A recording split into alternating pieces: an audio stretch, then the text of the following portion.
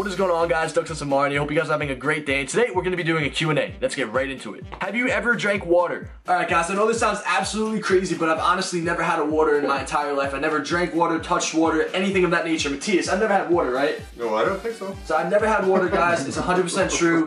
For you guys, for everyone who watches my videos, subscribes to my channel, I'm going to try some water for the first time. Lucas, you know I never had water before, right? That's true. It's true, guys. It's 100% true. So I'm going to try my first sip of water, ladies and gentlemen. Alright, here we go, guys. My first sip of water.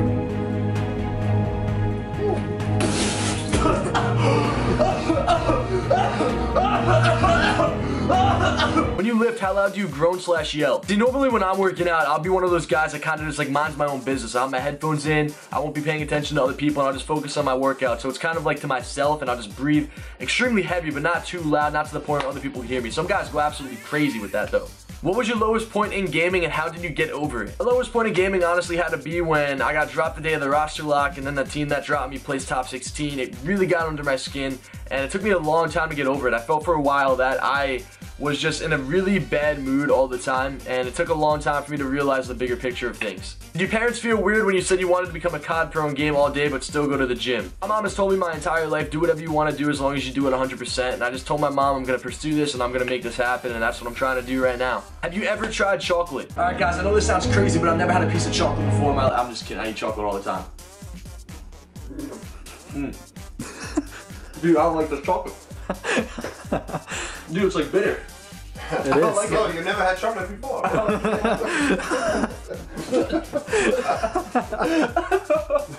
Chocolate tastes like Actually shit. spit it. Would you rather lose your muscles or lose the ability to play COD forever? Obviously, I'd much rather lose my muscles because I could always put my muscles back on. I mean, I took 3 years to get to where I am right now.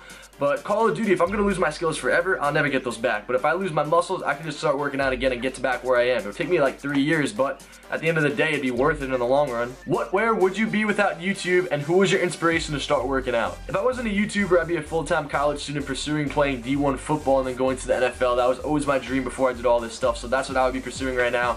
And my inspiration to start working out, I told you guys this a lot of times, it was Foreplay, aka Skylar Johnson, the guy who works at Gamma Labs. He's been like my brother for the past 3 years, and I just want to give a big shout out to him. What is the stupidest/funniest thing you did in high school? I can't believe I'm telling you guys this right now. There's this story that I've never said to anyone. I've only told my close friends about this, but I'm going to share this on my YouTube channel now just because I think it's extremely funny. So when I was a junior in high school, I was on the varsity football team. I started playing football as a sophomore, so I joined at the JV level, then I moved up to the varsity level when I was a junior. And in order to get onto the varsity team, there was these summer 2-a-day practices. Basically, we go at like 1 o'clock in the afternoon, we get out at like 7 o'clock, and this would go every single day for 6 days a week for 2 weeks during the summer. In between the 2 practices, there was like a lunch period where everyone went into the cafeteria and we all had lunch together, just the players and the coaches, nobody else was there. Primarily you had the seniors and the juniors, but you also had like a table where all the captains were and where all the cool kids were. One of the cool kids asked me to come over to the table and we sat down. I didn't really speak to these guys that much. I kind of left to myself. I was a really quiet and shy kid in high school. So the captain of the team called me over to the table and he wanted to ask me if I've ever talked to any girls or gotten with any girls before. So me being the most honest person I could possibly be, I told them yes, and I told them an experience that I had when I was 12 years old. Now I never said anything like this on my YouTube channel. I didn't even talk about this in my virginity video, but I was 12 years old and I had my first girlfriend. And things got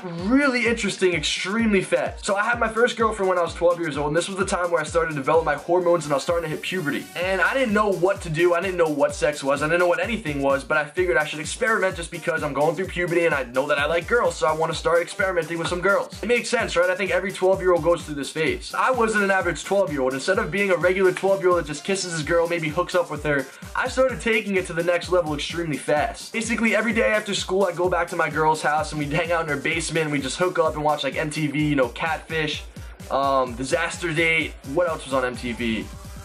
The show Next. I don't know if you guys know what the show Next is, but it's a bunch of these date shows on MTV. We watch all these shows every single day after school. It seemed that the more that we spent time with each other, the more physical we got with each other. So long story short, keeping it the most PG way that I possibly can, I ended up touching her private parts, and I went from behind her body. So I went from behind her and my hands went like around her butt to her private parts. Can't believe I'm saying this on my YouTube channel right now. But I explained this story in very graphic details at this lunch table back when I was a junior in high school, and I had every single person at the table laughing hysterically. I've never seen people laugh this hard in my life, and these guys were laughing with me. They were enjoying this story so much that I started to tell it to a couple other people in my grade. Then I got this nickname, and I don't really feel too proud of it, but it's something that all of my friends in high school call me, and they said it out of respect. I had a nickname called Backdoor Doug in high school. My girlfriend would go on top of me, and I would have to reach around her to start touching her in that private area. So when my girlfriend was on top of me, I had to reach around her because I didn't know what I was doing. I was only 12. I was reaching around her to touch her, and then the nickname Backdoor Doug stemmed from that. Yes, that was my high school nickname, the most embarrassing, weirdest thing that has ever happened to me, but needless to say,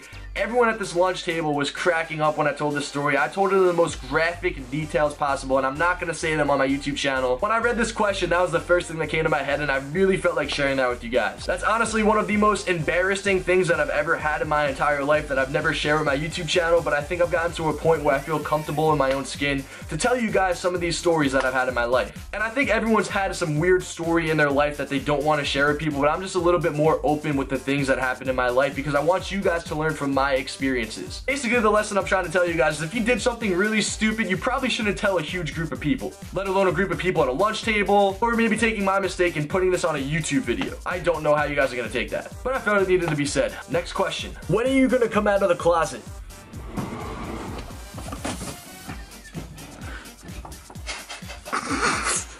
I can't do it. Forget it, dude. We can't do it.